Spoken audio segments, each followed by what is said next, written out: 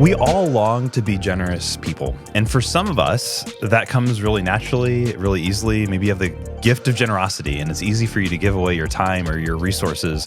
For others of us, myself included, and me, that generosity is much more of a journey. But again, when we think about who we long to be as people and who we're designed to be in God's image, we want to be generous. And so today on the episode, we want to talk about how can we become the generous people that we long to be remembered as and known as in our families and among our friends. I'm Bill Gorman, and I serve as the campus pastor at our Brookside campus. And I'm Paul Brandis, and I serve as the campus pastor at our Shawnee campus. And welcome to the theFormed.life podcast, where we are all about helping you grow in your following of Jesus in all of life. And I can't think of many other topics than finances and financial generosity that impact every nook and cranny of our lives. And so that's why we're engaging this conversation today on the podcast. We're also plugging in with something that we've been exploring and journeying along in theFormed.life. And so if you go to theFormed.life, www.theFormed.life, you're going to find a lot of resources on that website for this spiritual discipline, which really is what it is. And so it's fun to be able to plug in with that ongoing conversation. And to help lead us in our time today, we had an awesome guest on the podcast. Bill, can you tell us a little bit about who that was? Yeah, our guest, Paul Forbes, is Vice President and National Relationship Manager for the National Christian Foundation based here in the Kansas City area. He partners with givers and business owners and leaders and their families to explore their calling as well as to help them create generosity strategies. We had such a great conversation with him. Yeah, we really did. We didn't invite him on just because his name is Paul. No. No, he's an expert. He's worked with the National Christian Foundation for 16 years and then also has experience on local church staff as well in the marketplace. And so he just brings a wealth of experience over the course of decades. And that really is evident. The conversation goes in a lot of different really fun directions, really great frameworks for financial generosity as well as practical next steps. We even get a little bit at the very end. He has some helpful thoughts on prosperity theology and where that falls short. And it just was a really awesome conversation. So we're excited for you to listen and or watch if that's how you're engaging. And thanks for joining us. We're going to dive right in.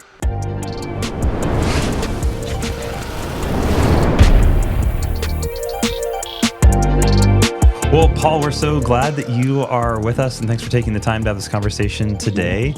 And as we begin our time together in this conversation, I would just love to hear a little bit of your story. You went to West Point and you studied engineering. So how did you go from that work to what you're doing now? And even maybe just how does sort of generosity even play into that journey? But I just would love to hear that story. Oh, sure. It's we don't have enough time, but the short version. Grew up here in the Kansas City area, and through actually a generous family that just connected me relationship-wise. I had a heart to go to one of the academies, and they just came alongside me and introduced me to a lot of key people and helped me get there.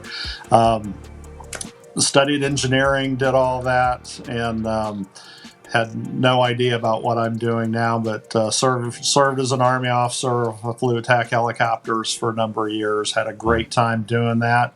But also had my wife, who was my high school sweetheart, and doing the Army G.I. Joe life, and it was all in peacetime, but wasn't what we really envisioned for us as a family and that. So felt led to get out, ask God where he wanted us to go, and he actually ended up bringing us right back here. I worked for Hallmark Cards for a number of years.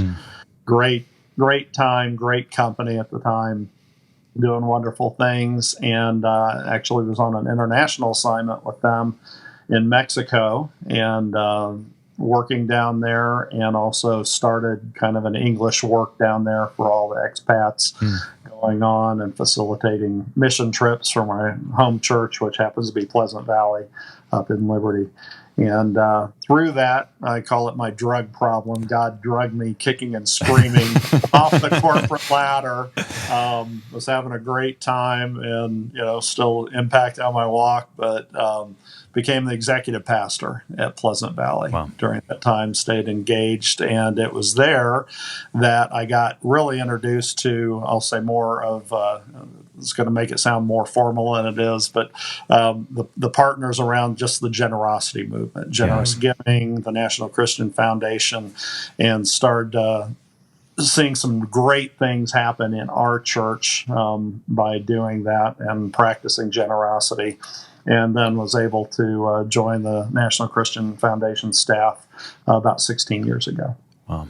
Love that story, Paul. Thank you for sharing. And part of why we invited you to join us here and are so happy to have you is because we have a similar passion for God's heart and design in giving and generosity. And we've done a lot of our own work in that, led by Tom, our lead senior pastor. But there's so many awesome people across the whole globe and across the whole kingdom of God engaging and leading in such great ways. And so I love to hear about God's creative way of angling us toward his callings on our lives. And so grateful to have you help us as we look at some more specific questions that we've got for you kind of with that backdrop of your story. So the first one of those is sometimes I know Bill and I, and I'm sure Paul, you as well, as a former pastor and in your current role, kind of hear about this tension. There's lots of good things and even hard things that we have to spend our money on, and it can be really easy to slide into this mindset of maybe use the phrase waiting to give. You got to fix the car, or obviously the mortgage payment every month, or got this coming up for the kids, or saving for school, or whatever it might be. Student loans. Yeah, paying for student loans for school that you already went to, and so it's very easy. This happens in my own life and family and story. Is this sense of wait to give, or I have to wait to give. And so wonder if you could talk us through your viewpoint on that, and even just some of the differing viewpoints that you've heard and engaged over the years on that kind of an idea. Oh, gosh, that's a broad question, but glad to, and great to join you all as well. And that is a tension that we all feel and all deal with, and so much of it has to deal one, with who we are just as fallen beings, but second of all, in our culture. We literally receive, this is decades old information, but like at that time, it was like over 5,000 ad impressions a day telling you need this, you deserve this, you can get a break today. And we're just pounded with our consumer society, which feeds our economy, so that's not bad, but we just get caught up in that, and you see, your friends, your neighbors, your other family doing it, and it's like, gosh, I need to have this, I need to spend that, and it's just so hard. And yet, breaking out of that and inviting God to be a part of your financial life, which actually is part of your overall life, and inviting Him into your finances. And He is the greatest economic engine out there. Wow. And does things that don't make sense from an accounting standpoint. My wife is an accountant, but doing the giving, doing the tithing, and then we probably all have stories of just that check showing up out of the blue, or money showing up just because you're being faithful back to God. And He does make things happen if you include Him in that. Yeah, I love that phrase. God is the greatest economic engine there is. You used a phrase there, and I loved it. You said, inviting God into your finances. And I'm just curious, for you and your wife, and even as you've worked with other people, what does that practically look like to say, okay, I like that idea of inviting God into my finances, but when you're sitting down and paying the bills, or you're making your budget, what does that actually look like to invite God into that space? It's scary, actually. Wow. So I grew up in a Christian home, great parents, going to church, and so was, I'll say, used to tithing, but that was just kind of an expectation that you do in that. But newlyweds and low army income and that sort of thing, and again, it's just so easy to bite off more than you can chew, to end up spending more than you make, and so Just a important discipline in life and for your anxiety to get in the practice of spending less than you make, starting to save, but also starting to give, to do that. And gosh, I don't know how many times early on, in our marriage, it's like we were committed to give and did that, but it was like, gosh, there's not enough money here. How do we do this? Yes. I'm going to trust him. I'm going to give. And then again, a check would show up, or, the car that was about to break down didn't. The tires went farther. And we see that in Scripture, when the Israelites are out in the desert. It's like their shoes didn't wear out, their clothes were fine. He obviously provided food for them. And so very biblical that it happens. And again, it's just, we don't tend to trust that in our society today. But from those training wheels and baby steps early on of trusting him, and then growing in our giving, and glad to talk about that over time.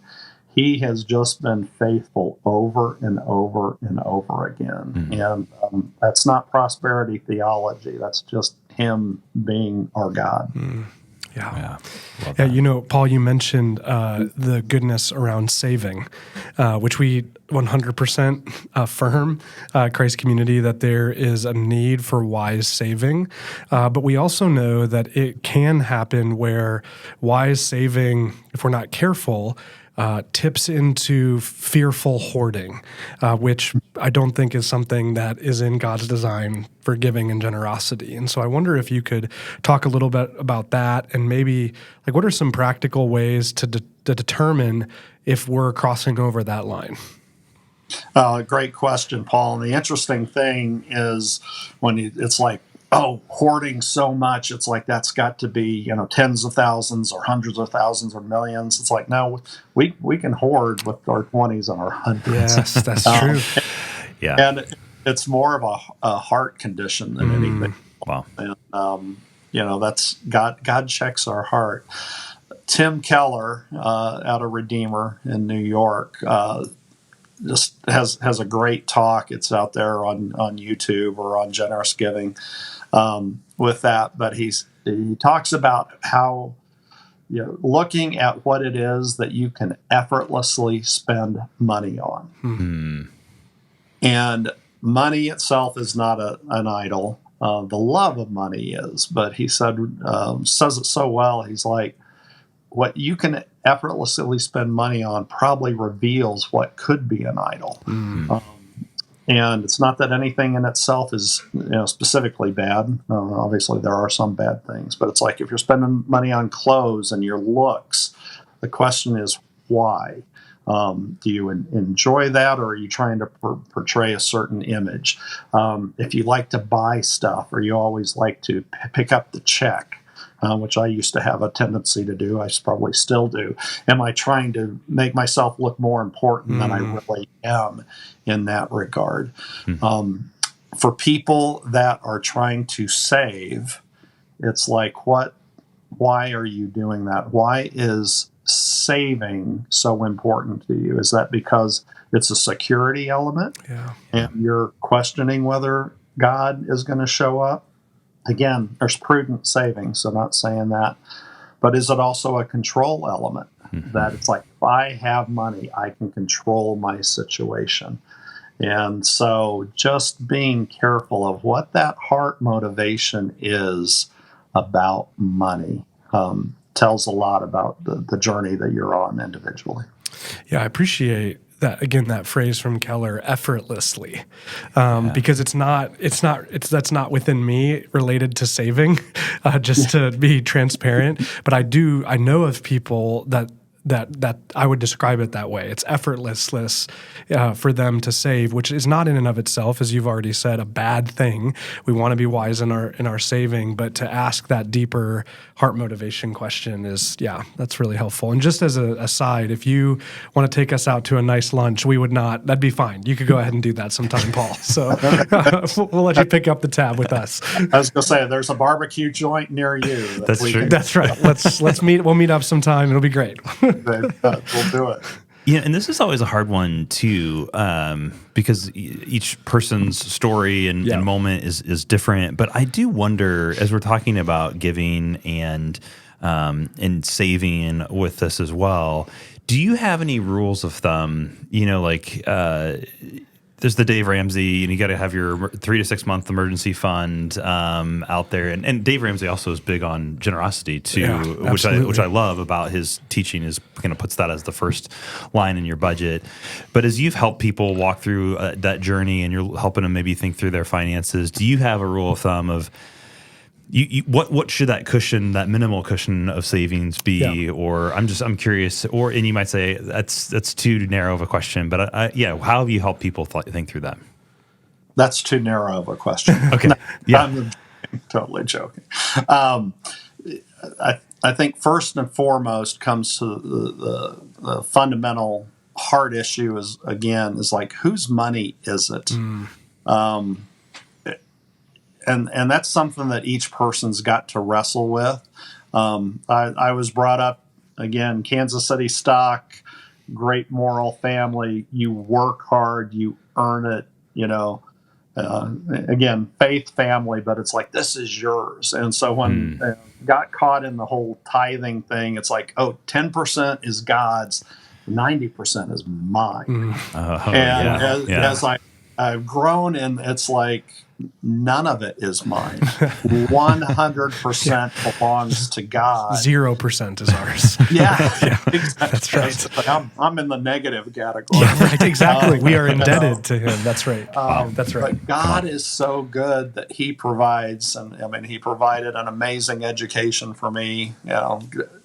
Thanks to all the taxpayers and everything, but no student debt on that, completely free. The ability to learn, the ability to work, everything we have comes from God. Everything is His. And so just recognizing that and ultimately coming to a point asking the owner, what is it you want me to do? Come on. With that. And again, that's a question, and just wrestling, is it mine or is it his? And I'll give an analogy of that in just a moment. But with that, the second key thing is then what I already said is you've got to spend less than you make. Because when you're upside down and trying to get, rid of the debt snowball, and I think Ramsey does a great job on that. You can't. Just the anxiety, the stress. You don't want to do the bills. It causes problems with all your relationships. It's just not a happy place to be. So it's like you've got to get to the point where you're spending less than you make and starting to save. And part of that's savings, part of that's getting rid of the debt and that sort of thing.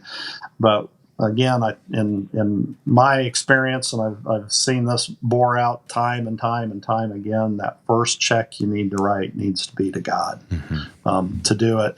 And then build up your savings. And, just like, we've got great Christian financial professionals out there. We've got a number of them in the Kansas City area that can help with that. But getting to the point, a 1 month emergency fund first, straight out of Ramsey, then get to 3, get to 6, get to a year, get some cushion in that. But at the end of the day, make sure you're asking the owner how much he wants you to have. So good. Yeah, so good. Yeah, absolutely. Well, in a similar vein too, because this I think comes in to the conversation, God has, because you're talking about how He hasn't just given us dollars, money, finances, but He's given us everything. And so all of the good bits of God's creation are for His children to enjoy. And enjoying them is not bad, but we would also want to keep an eye on when our consumption could cross over into kind of too much, or we're being driven by our heavily weighted consumer society. You mentioned that earlier. So how about that line, the balance between receiving and enjoying the good gifts of God's creation, but then maybe stumbling when we could stumble into consumerism? I wonder if you could speak to that a little bit. Sure thing. Glad to. And a little bit of context too. It's interesting in our context. It's like we're always looking and seeing there's somebody else ahead of me that has more, that has more, that has more. Chip Ingram, I believe, is says it this way. It's like when we look at finances, we always look ahead, and then if we look at morals, it's like we look down. I'm not as bad as so-and-so. Man. And yet there's always somebody worse or somebody better. But the fact is, in different contexts, and I've lived in developing countries, so I've seen it firsthand. But when you look at who we are in the United States, we are up in the upper echelon. We are in that top 10%. We are in that top 1% in the world.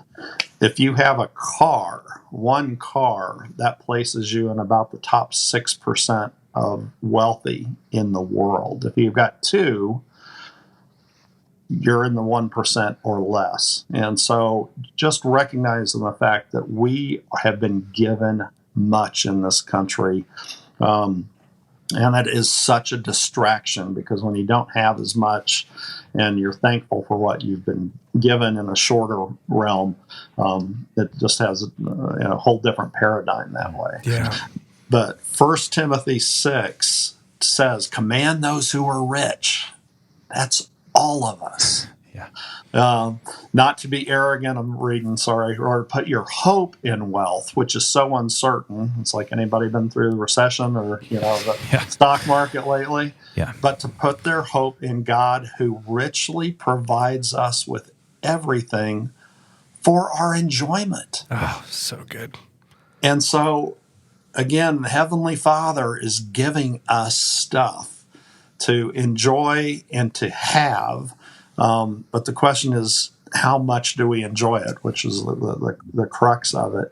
The analogy I was going to share, just think about your hands. And, Bill, Paul, if you were to hand me something, or if I were to hand you something, what do we normally do with that? Yeah. We grab onto it. Yeah, we grab. Yep. And God's given us so much, but we tend to grab.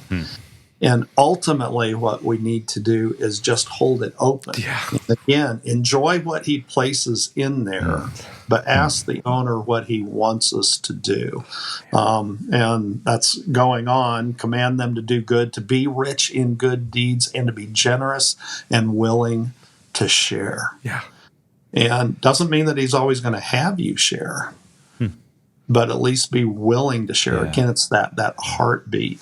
I get to work with some amazing families, and two key guidelines in their realm is one, at finish line. It's like, how much is enough? And establish, like, I am comfortable. God's calling me to this level of lifestyle, and that's all I need.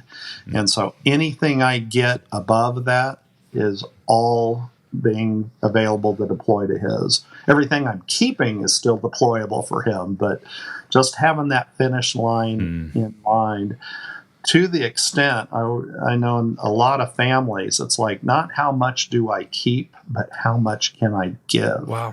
And they try to just stretch themselves that way. And some even to the point where they're reverse tithers.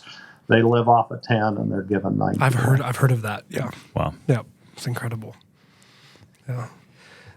What's interesting to me about someone like that, though, and I think maybe the situation that I see in my own life or in the lives of people I pastor, is it's always easy to think, when it's kind of way going back to the question we started with, but it's sort of like, I'll be generous like that when I get to a certain, like, once I've finally gotten to this level of income, or once I've gotten to this level of promotion, or once I've paid off this bill. But what I suspect, and I'm curious for you to speak into this, Paul, is that that's been a posture of heart and life that's been cultivated, because I see the dynamic in my own life. Is it's so easy just to spend up to, or bring my lifestyle up to whatever the next raise or the next whatever it is. It's like, well, we got that cost of living increase, and it's it's just everything just rises to that level. And so what felt like enough last year or 5 years ago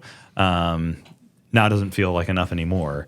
And so I wonder, for those families that you've talked about who are able to, kind of establish that finish line, how did they cultivate a posture? There's always someone who's willing to take your money to buy you some extravagant, thing at any income level.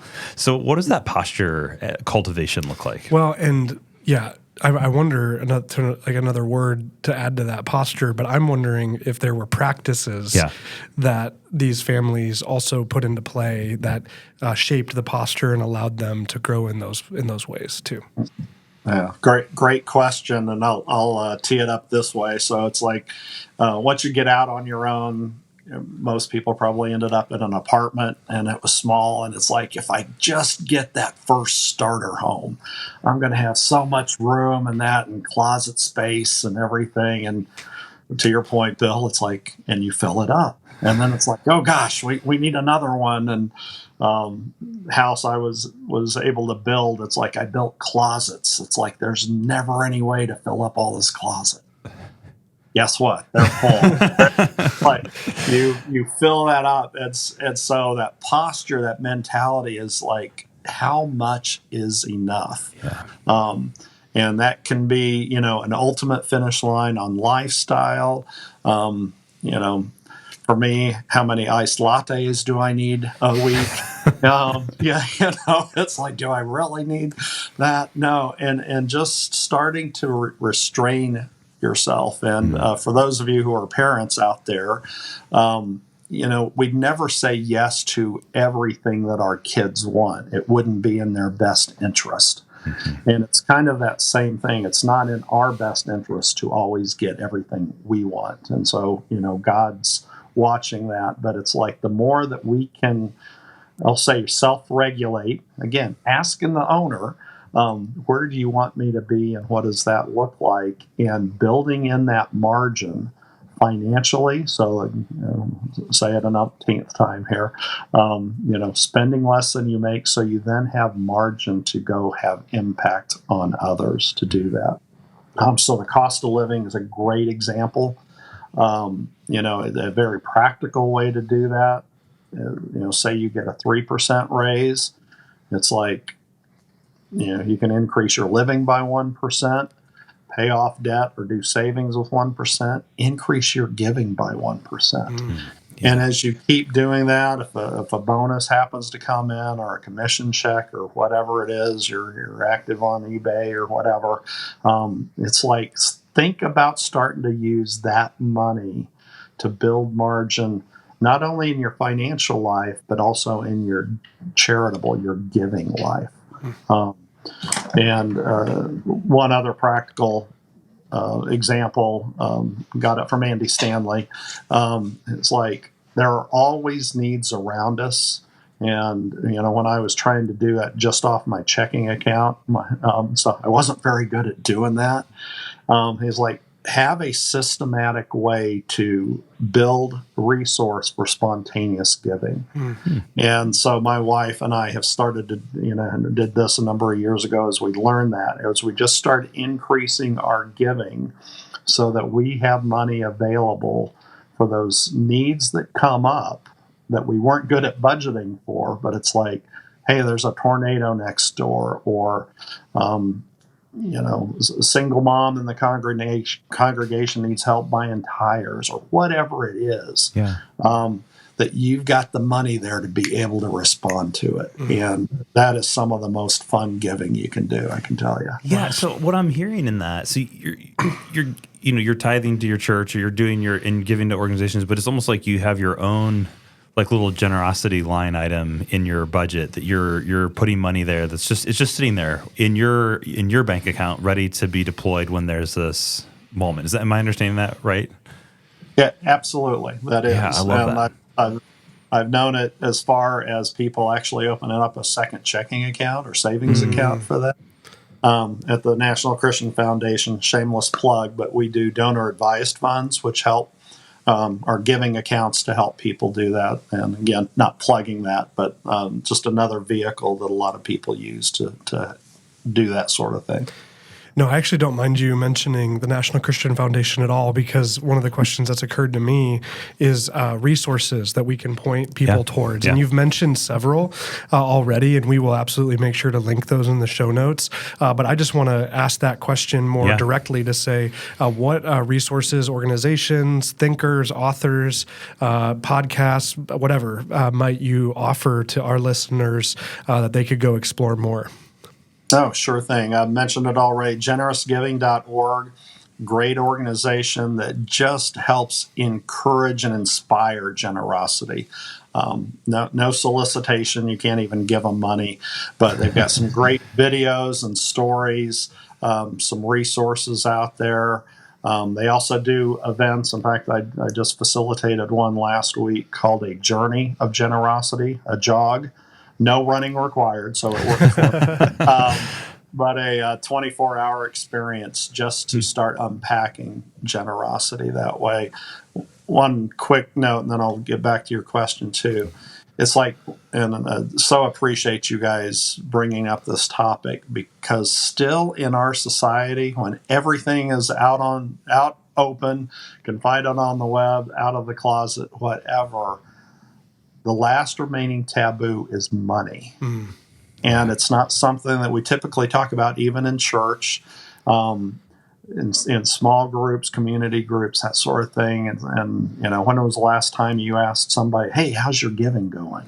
Or, hey, how do you do that? We don't. Yeah, wow. And yet it's such an integral part of our Christian life that we should. So generous giving is great. The National Christian Foundation, ncfgiving.com. We have a resource library with a myriad of just great books and videos compiled from a lot of different places, not our internal things. Compass Studies, another great one. If you are upside down financially, Dave Ramsey, FPU, another good one. So those are just some great starters. That's awesome. Thank you. Yeah. Just as we kind of begin to wrap up, is there anything else that we haven't talked about yet that you're like, before we wrap up a conversation on generosity, we just have to have had this question or talked about this? Is there anything we haven't covered yet that you think it would be vital for us to add here? I would just invite you on the journey. And you heard from my wife and I starting early on, and we still make mistakes, and don't do it right, but we're getting better again about asking God about it. But when you take this journey and start trying to intentionally be generous, the joy that comes with it, the fun that comes with it, is just amazing. And one good friend of mine has shared, he's like, you've talked about a runner's high, you've heard of that. Yeah. And like, there's also a giving high. When you get to speak into people's lives and just do that, and then see God's blessing. 2 Corinthians 9, I believe it is, God talks about God is able to provide for you every situation, every need, so that you can be generous in every occasion. And just a key call out, disclaimer, that is not prosperity theology. Prosperity theology is that you give to get, and God's not in that. No. But if you give to give and to follow him, 2 Corinthians 9 is a promise. You will. And it may not always be financially, but again, the tires won't wear out. The refrigerator will keep working. People will show up with food. It's just an incredible ride. So I encourage you all to jump on it. It's fun. That's wonderful. We always ask our guests one kind of final bonus question, and all these the same. We love to close with this, and it's this. If you could do something else for work besides the amazing work that you're already doing, what might that be? So, for example, I love getting to serve as a pastor, but my answer to this question is that I would design escape rooms. So I don't know if you've ever done one of those, but I love them. And that would be my kind of alternate career path if I could choose it, or something in sports as well. But yeah, for you, what about that question? If you could do something else besides the amazing work you do, what would you choose? That is a great question, a tough question, because I just literally get to do this all day long and help people do it. And it's like, I get paid for this. So incredible. I do miss flying my helicopters, and I flew attack helicopters and I'd blow stuff up. So I do miss that just for fun. Yeah. Yes, that's good. That's awesome. Wonderful. That's amazing. Well, Paul, thank you again so much for the generosity that you've shown us with your time and your wisdom. Again, as we've mentioned, all the resources that we've named here will be in the show notes, and you can find those there. And we're, again, here at the Formed.life podcast, all about helping us follow Jesus in all of life, and our finances are such a big part of that, and an index of our relationship with Jesus in so many ways. So thanks for helping us in this, Paul. We're really grateful that you took the time. Oh, thanks for letting me be a part of it. Enjoy. Thank you. Thanks.